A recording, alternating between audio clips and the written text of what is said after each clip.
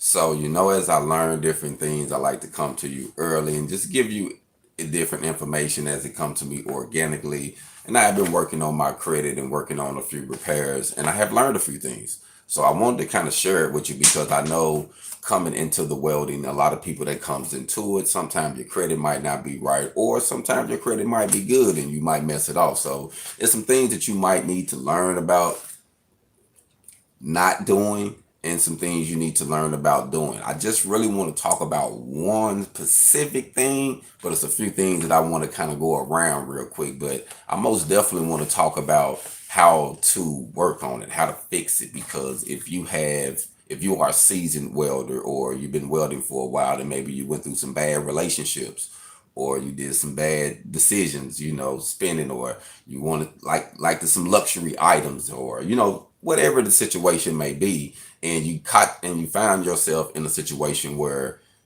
your credit is messed up. And a lot of times when we're building our credit, especially when we're young, we don't understand what it really means to have credit. We don't understand what it really means, what credit can actually do for us.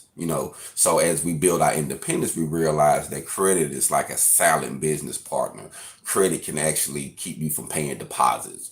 Credit can actually open up doors that your cash money couldn't, because you can have cash and then say, nah, your credit says that you don't pay on time even though you might have this money, or you don't do this, or you don't last longer than this. So you don't understand that a lot of times. But nowadays, family, I must say, 2021, if you not working on your credit, you need to, if your credit is bad. And if your credit is good, don't damage it, because it's going to help you survive, because everything is shifting to that direction. Even though you're going to have finances, don't get me wrong, and you want to have cushion, but you're going to need credit to open up certain doors and put you in certain positions in life to help you live a little bit more comfortable, you know what I mean, while you're here. So I want to say one thing that you have to do when you're fixing your credit, when you're repairing your credit, is you have to find out what your credit score is, family. So find out what your credit score is. There's many, many websites online where you can actually find out what your score is. It can protect you. You don't have nothing to worry about. There's many. Expedient is one of them. I use Expedient Boost, Expedient.com. That's one you can check out. There's many of free websites. Just put in Google and you should find many of them. And by no means am I a credit expert. I'm just a independent welder, fabricator, engineer who's actually had to learn business and stuff, because I had to learn the business part. I didn't want to be blind on everything about business. So I wanted to learn credit, and I wanted to learn taxes, and I wanted to learn finances, because this is how we're going to gain our independence. Not only are we going to build products, not only we're just going to weld, but we also want to make investments, and we also want to use our credits for leveraging. You know what I mean? So we need to know these things. So one thing we got to find out, we have to find out what our credit score is. And normally there's 3 different scores that you're looking for. So you have your Expedient, you have Equifax, and you have TransUnion, I believe. That's the name of it.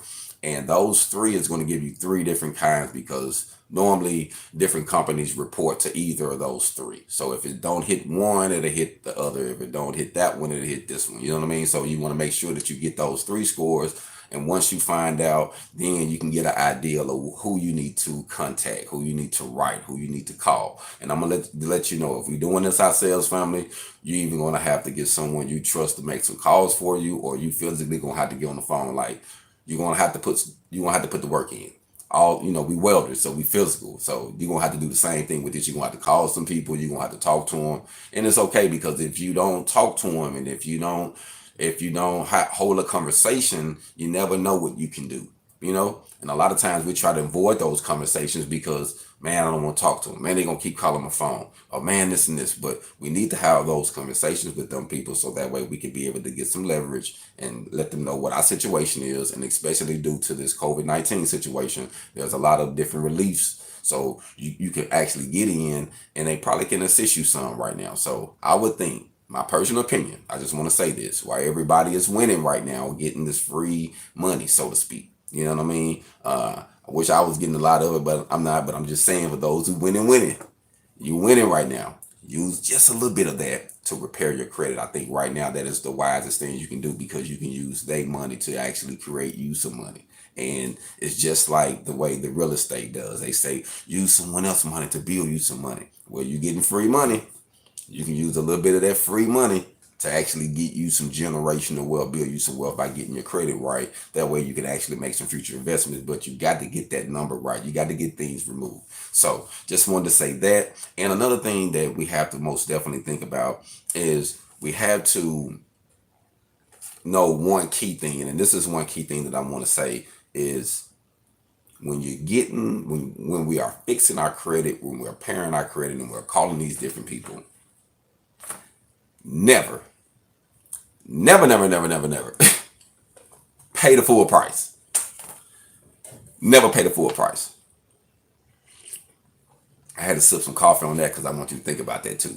Never pay the full price. And I'm about to say that because normal, which is 9 times out of 10, the companies have already written those payments off, and someone bought those payments so that way they can get majority of the money out of you. And majority of the time they buy the payment from pennies on the dollar, and the collection people try to make their money or double their money, triple their money on the payment, but the payment has already been written off. The company has already been paid. They moved on. It's over with. So now your goal is to get in there and try to talk them down as less as you can. And there is a rule of thumb. So this is the main thing that I want to talk to you about. The rule of thumb is what to pay. How much should we pay? You know, and I heard a lady, I got to salute her, out of Louisiana. She gave me some terrific information.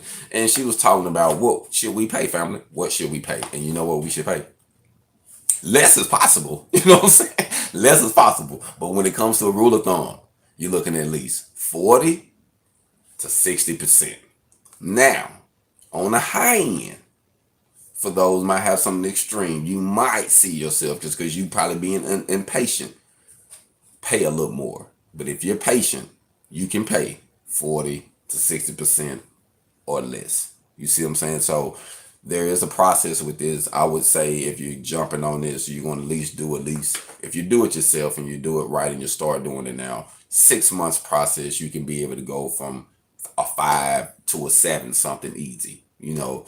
So if you stay focused on that, try to get some of those things removed, because you're most definitely going to have to do that. You're going to have to find out who you're going to contact to remove the things. But keep that in mind, that you never want to pay. And a lot of them you can just get forgiven by writing a letter or contacting them, or maybe it's a false identity, whatever the situation you might can. And some things you might just going to have to physically get took off.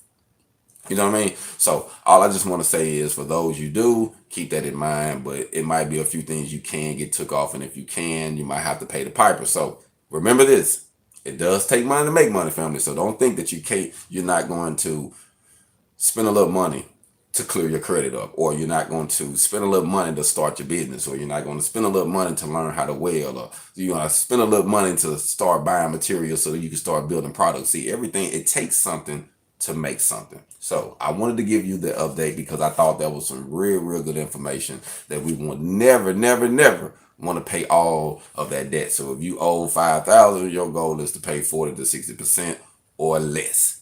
Less is best, you know what I mean? But we're going to have to pay the piper. And like I say, some of these debts we actually can write. So you're going to have to get involved. You're going to have to call. And you're going to have to, and I will say this, ask for a removal of a deletion, a settle, ask for I think it's called, the term is a settlement of deletion, or a settlement of deletion, which you are not asking them just to have put paid on there. You want them to settle for deletion, where they remove it off of your credit, because just having paid still show that you had it, and people can still see it, like, yeah, but how long it took. They can still see it took a while when you had to do, to pay it off or whatever. But if you get them to remove it, they don't see none of that. It's off. And your number actually can go up 100 points or more due to having something like that removed from your credit. So I just wanted to give you an update on that. I'm a welder. I'm not a credit expert or nothing like that. I'm just an independent welder who's actually building my independence. And as I learn things, I like to share it with my family. So when we're building our independence, we most definitely have to stay focused on our credit. And right now we have to realize that with the way things are going now, credit is key. People can do more with it. You can go more places. You can do more things. You can live a better life. So we have to stay focused. I do most definitely believe in having savings, having cash, because cash is king too. I believe in having that finance, because if you have a certain money at a certain time, you can be able to do more than the next person. So having that cash cushion to be able to make certain moves is most definitely thumbs down the great way to go. But when we're building our independence and we're trying to get land and we're trying to make investments, man, credit is the way to go. Family, credit is the way to go. As I learn, and you know how they say, as you know better, as you live, you learn, you grow.